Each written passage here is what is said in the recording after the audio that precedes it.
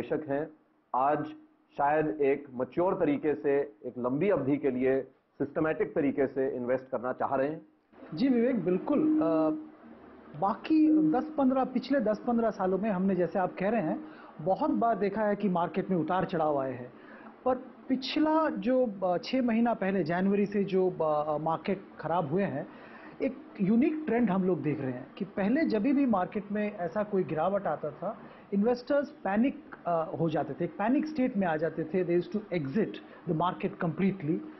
But इस बार हम लोगों ने ये नहीं देखा बिल्कुल। अगर आप देखें, और हम लोग कोई भी देखें, कि हमको आज के दिन में 11% इन्फ्लेशन है, तरह तरह के प्रॉब्लम है, interest rates have gone up. तो आपको अगर अपनी पूंजी कहीं लगाना है, अगर आप कोई फिक्स रिटर्न इंस्ट्रूमेंट्स में लगा रहे हैं, बैंक डिपॉजिट या पोस्ट ऑफिस, एनएससी, कहीं भी लगा रहे हैं, तो इसमें कितने रिटर्न मिलते हैं? करीब 8% रिटर्न मिलता है। अगर इन्फ्लेशन 11% है और 8% आपको आपके सेविंग्स पे रिटर्न मिल रहा है, I am not considering tax, 8% पे भी टैक्स लागू होता है, तो actually you are getting into that. एक जमाने में जो जापान में था नेगेटिव रिटर्न, जो आप सेविंग करेंगे उस पर आपको नेगेटिव रिटर्न मिलेगा, तो वही सिचुएशन हमारे यहाँ भी एक तरह से आ गया है आज के दिन में।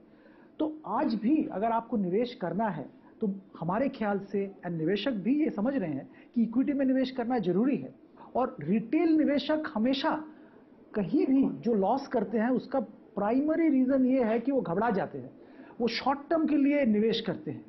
अगर आप एक लंबी अवधि के लिए मार्केट में निवेशित रहते हैं, तो कोई भी कारण नहीं है कि आपका रिटर्न इन्फ्लेशन बीट नहीं करेगा, आपका रिटर्न अदर एसेट क्लासेस के कंपैरिजन में बेटर नहीं होगा। नंदगोपाल जी, आपसे जानना चाहूंगा, म्यूचुअल फंड इंडस्ट्री हालांकि काफी टफ कंपटीशन में खुद भी गुजर रही है, और आजकल बहुत नाराज ये भी है कि यूलिप जो है उसमें ज्यादा पैसा जा रहा है। क्या कारण है कि क्या यूलिप एक तरफ देखा जाए तो और भी लंबी अवधि का प्रोडक्ट है? उसमें तो कहा जाता है कि अगर आप 12 साल, 10 साल से 15 साल तक ना रहें तो लेना भी नहीं चाहिए। तो पिछले 2 साल में जो हम ग्रोथ देख रहे हैं यूलिप्स में, इसका मतलब यह है कि एक ये जो 2 फैक्टर्स हैं लाइफ में, कि लंबे निवेश और सुरक्षित रखना अपने आप को, इसकी अहमियत समझ गए हैं लोग।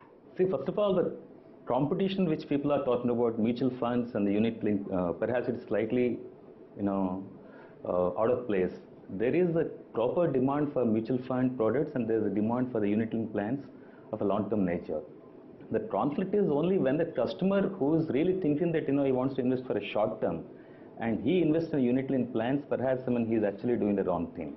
Like both Sudeep and Sanjay have mentioned very clearly, if you wanted to get a decent return in the capital markets, there has to be 2 factors which people have to clearly understand. One is that the time horizon of investment has to be more than 5 to 10 years.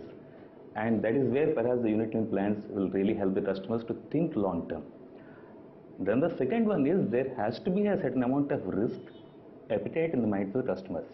If they really do not have any kind of risk appetite, perhaps then unit link plans, or even for that matter any capital market products, may not be the right thing to do. Bank fixed deposits are there. The problem is customers do not want to take any kind of a risk, but they really wanted to maximize the return. Return ज़्यादा हो लेकिन risk नहीं लेनी. So that is an impossible option for anybody else. Then coming back to the growth which you are talking about, the unit link plans, why the growth is there. There are 2 things which are happening, like growth in the economy, whether it is 8%, 9%, the economy is growing. That is the demand side. There is a definitely higher savings inflow which is coming. The second thing from life insurance perspective is there is a demographic profile change that is happening. Perhaps we should feel proud that India is only one country where the population is a substantial percentage of the population is young, so they have savings potential. So the younger population need insurance more than the older population. So the demographic profile coupled with the economic profile creates the demand side driver. Then the supply side, of course, the insurance companies create huge infrastructure, and they actually go into the interior markets to penetrate through agency and other distribution channels. So the supply side also supports that kind of thing. Because of that, the market is really favorably responding to the unit link plan. तो आप ये कह रहे हैं कि ये सब करने के कारण ही आपके चार्जेस इतने ज्यादा होते हैं? नहीं आपके चार्जेस इतने ज्यादा क्यों होते हैं, बताइए। Actually, the charges are dependent upon the kind of product which people buy. If you are buying a very long-term plan, if you are buying a 15 years, and insurance plans are also available up to 100 years. So if you are looking at a very long-term thing, let's 20 years, 30 years kind of a thing, the charges are reasonably comparable. I say that perhaps they are 1%, 2% higher than that, and that is to cover for the additional capital solvency, which definitely gives back in terms of the additional safety that is there in the insurance product. And also, Vivek, I want to tell you, if you are paying very high upfront, then I think you are motivated to stay back in that particular plan for longer time. Though it is a forced motivation, but I strongly suggest that people should think that, if you are not thinking long term, then this is not the product. If you are thinking long term, then put the money there and pay upfront. Then you are staying back for longer time, and the longer time will give you additional safety and return. जो लोग हैं वो Europe में निवेश करें या फिर जो अभी जो SIP शुरू हुआ है विद लाइफ इंश्योरेंस कवरेज उसमें इन्वेस्ट करें? To my mind, I mean, you need to have for proper financial vision, you need to have mutual funds, you need to have unit linked plans also.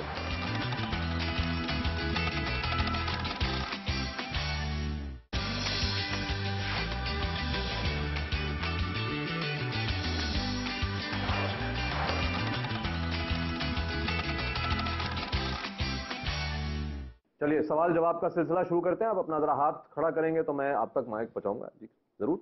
पहले मैं CNBC आवाज का बहुत आभारी हूँ कि उन्होंने 31 शहरों में नासिक का सिलेक्शन किया है।